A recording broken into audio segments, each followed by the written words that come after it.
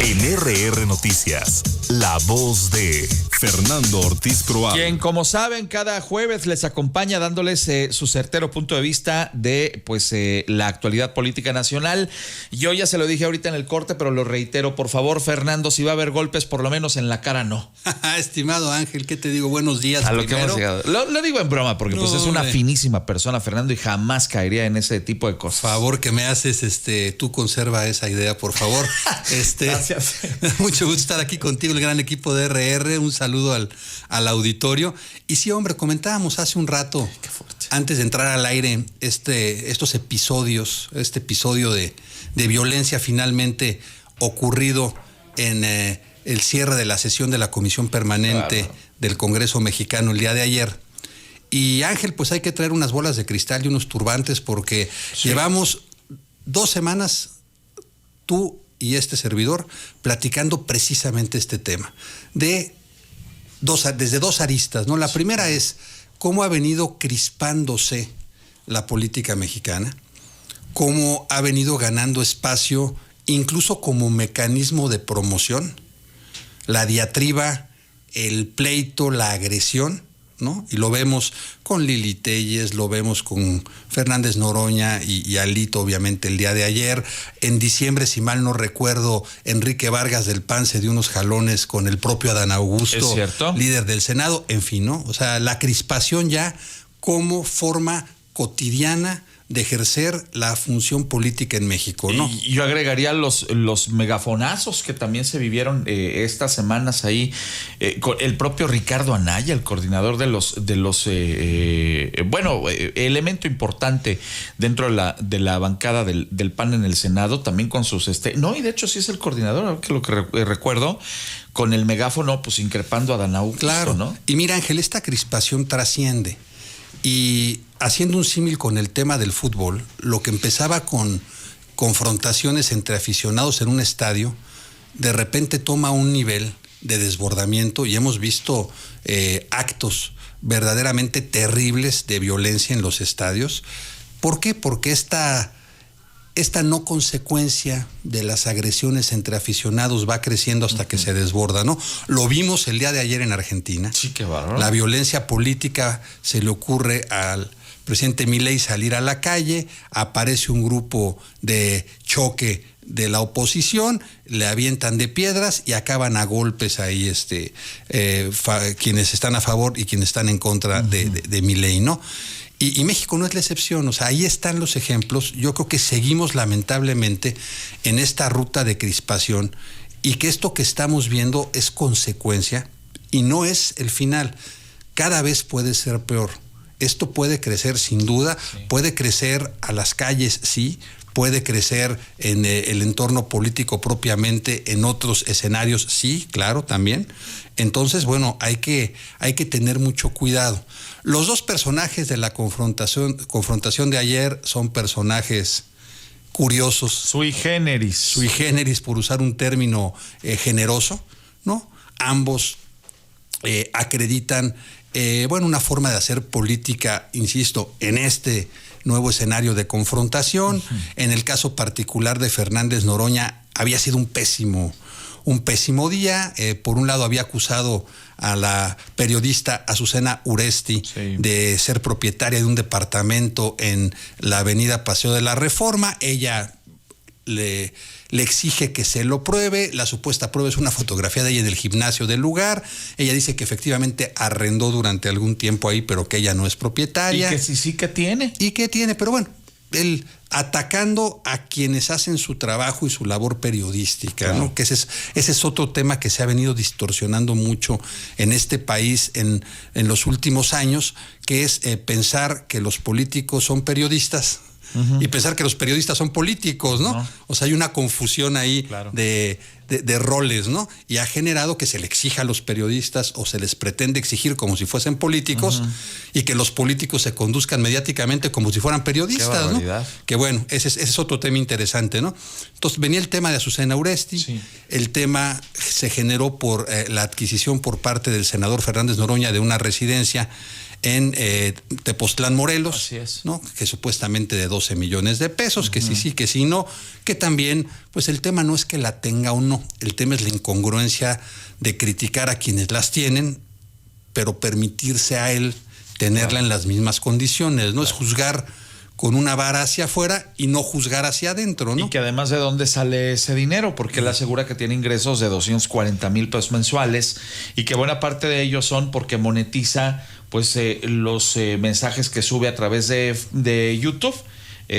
Pues ya hicieron ahí el comparativo y los números tampoco dan, ¿no? Y mira, aunque se sacara el melate y la pudiera comprar, el tema en el caso de Fernández Noroña me parece, Ángel, que va más allá, porque él se ha cansado de decir que quienes tienen esa clase de propiedades son gente perversa durante muchos años, ¿no? Sí.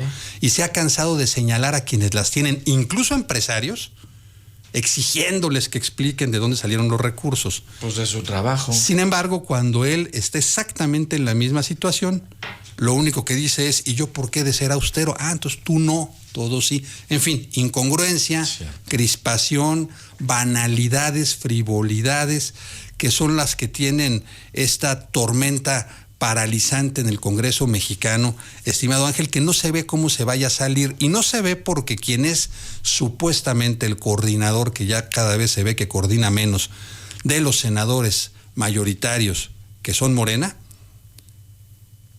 poco hace, en nada abona, al contrario, es un balde de gasolina en este fuego parlamentario que ya no le sirve a la presidenta de la República. Y el hecho mismo, Ángel, de que él no se retire genera ya sospechas. Bueno, ¿por qué no te vas? Si efectivamente no hay absolutamente ningún o no había ningún conocimiento de las actividades ilícitas de esta persona, Bermúdez Requena, que fue su secretario de Seguridad allá en el gobierno de Tabasco, hombre, pide licencia, comparece ante las autoridades, aclara lo que tengas que aclarar y regresas al Senado. Como líder, pues ya no, difícilmente. El tema de los liderazgos parlamentarios, Ángel, digo que se basa en 3 cuestiones.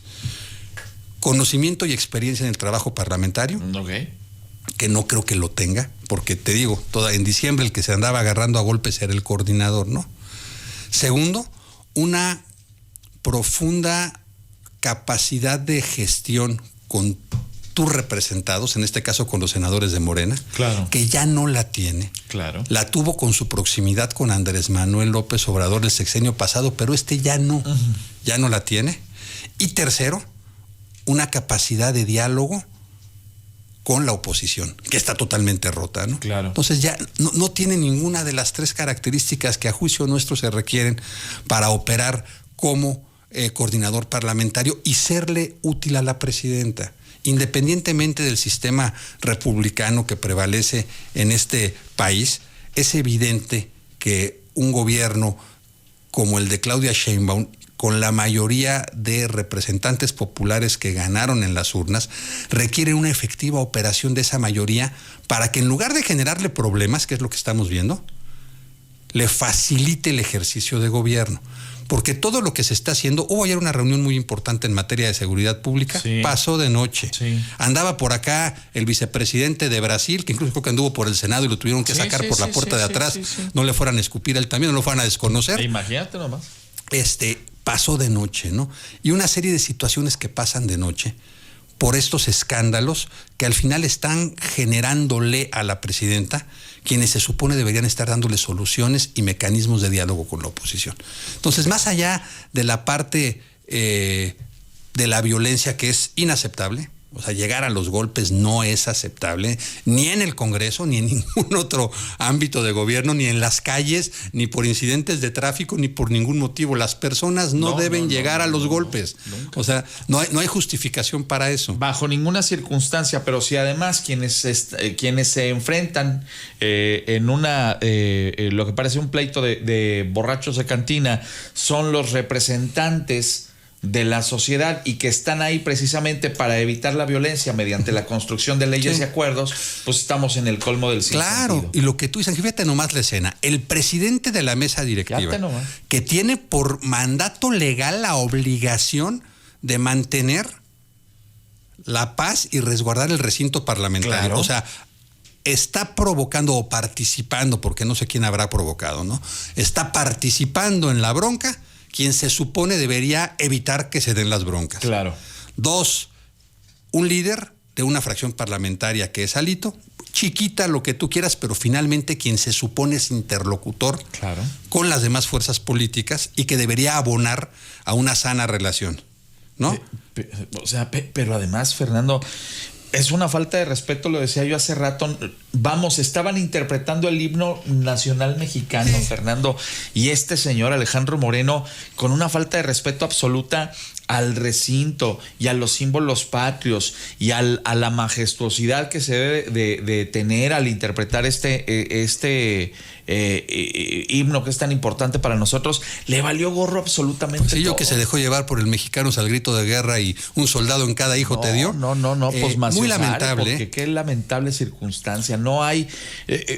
por una vez en la vida voy a justificar a Noroña porque yo creo que ahí el agredido fue él. Después participó y se dejó llevar, pero el que desde el primer momento estuvo como picapleitos fue Alejandro Moreno. Pues sí, y la verdad, Ángel, ya a estas alturas, híjole, es curioso porque quizá ahorita están desayunando los personajes y festinando que esta clase de circo romano lo compramos los ciudadanos mexicanos, ya ahí están los likes, ya ahí están las redes. Y les damos reflectores. Y que hablen de ti, aunque sea mal, pero que hablen. Y entonces la política sigue... atrincherada en el escándalo en México. No podemos salir. No obstante, y fíjate que esto es bien interesante, quienes son titulares de los ejecutivos, por ejemplo, en el caso del gobierno federal, la presidenta Sheinbaum es una mujer tranquila. Sí. En el caso de Querétaro, el gobernador Mauricio Curi es un hombre sereno, es un hombre autogobernado. Sí. Y quienes son los, entre comillas, representantes populares, han hecho de la política mexicana una cantina, ¿no? Qué horrible. O sea, lo que vimos ayer es una reyerta de cantina, que igual, pues lo digo, igual, en lugar de tantos desafueros, pues que les traigan un trío, que se echen otras, que igual, les lleven los cacahuates. Igual se acaban abrazando, se piden perdón y se quieren mucho, ¿no? Y que pongan la rocola, cara. El problema es a dónde vamos, ¿no? O sea, hacia dónde vamos, insisto, esto no es la crisis. Es la ruta hacia una crisis que puede ser muy, muy delicada en un momento, Ángel, en el que necesitamos, particularmente, cuando menos en temas esenciales, la unidad de los mexicanos independientemente de las ideologías. O sea, lo que estamos viendo en los Estados Unidos es delicado. O sea, el cambio en la manera de hacer política de nuestros vecinos es de veras un cambio en el paradigma histórico de cómo México había coexistido con su principal vecino, socio, cliente y todo lo que le quieras decir. Sí.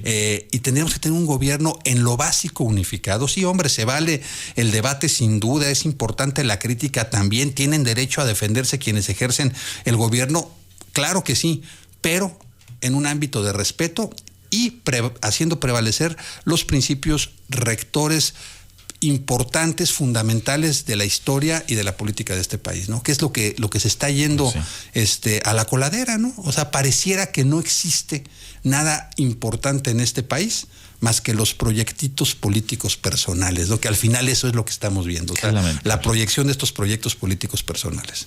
Querido Fernando, siempre es un gusto recibirte. Al contrario, estimado Ángel, un placer estar aquí. Gracias, Fernando Ortiz Proal, por estar con nosotros esta mañana. 7:52, regreso enseguida contigo.